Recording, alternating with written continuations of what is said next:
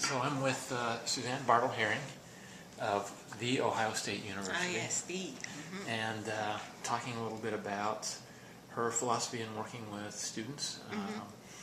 Why don't you talk a little bit about how you introduce research to students and your kind of philosophy on how you engage them in the research process? Okay.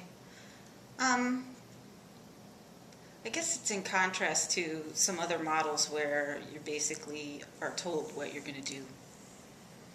And I found that in my own development, I needed to be passionate about something. Mm-hmm. And I think that's the only thing that can sustain you through an academic career. Mm-hmm. Is that passion? That passion for the topic and having that program of research that can be sustained because you have that passion. And so I'm thrilled when people come to me, students come and say they're interested in what I'm interested in, but they don't have to be in order for me to work with them. But what I try to do and try to hopefully present to students is an integration of how I think clinically and my research focus. It is integrated. I don't know if that was my goal in the beginning, but that's how it's worked out. And so I have students that I supervise, and I say to them, to me, the ultimate clinician is somebody who begins to live their theory. It's just second nature to them.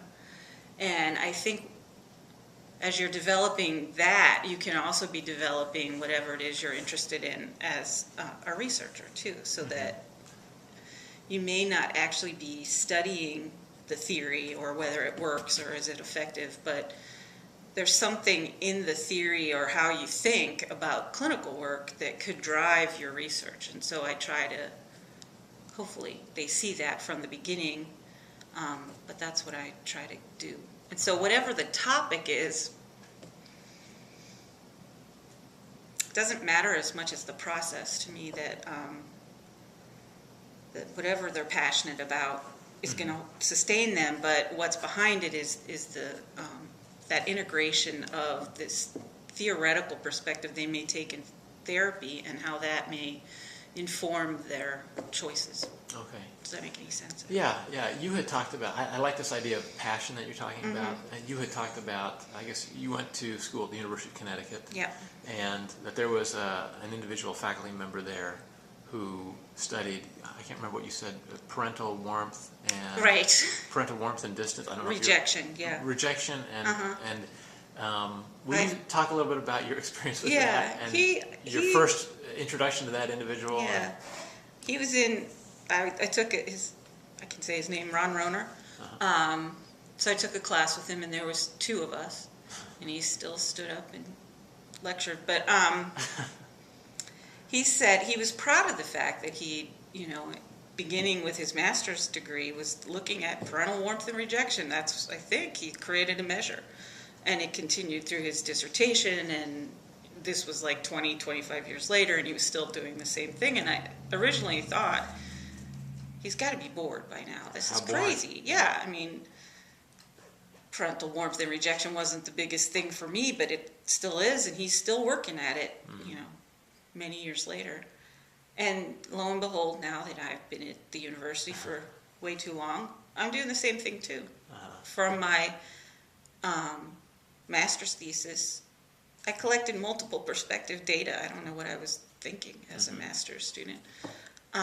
Did you know that's what it was called? I mean, did you know that's what you were doing? You may have invented a methodology as you went along. I wanted to know what adolescents thought and what parents thought, and it was about adolescent individuation. And from there, I went to we don't have very good measures of that. So for my dissertation, I created a measure, and I'm still trying to figure out how to assess all these different constructs that, for me, are about separateness and connectedness. How you manage that at a system level as well as an individual level, and all that kind of stuff. So it's become your life's work. Yeah. Yeah. And I don't know that I could have ever predicted that, but that's what it is. Yeah. Yeah. Some of the people that have been interviewed in this series have talked about the importance of collaboration. Has that what has your experience been with that in your area and line of research? My line of research, I've never found too many people who wanted to collaborate. I was really fortunate. Ron Sabatelli was my advisor, and he was very generative, so we worked together while I was there and after I was there once I graduated.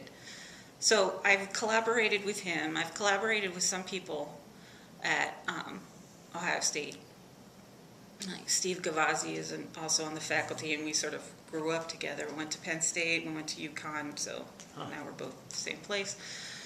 So he and I have collaborated. And then, I've gone off, but I've had, I think, the most success by initiating my own work, and then if somebody wants to come along, that's great.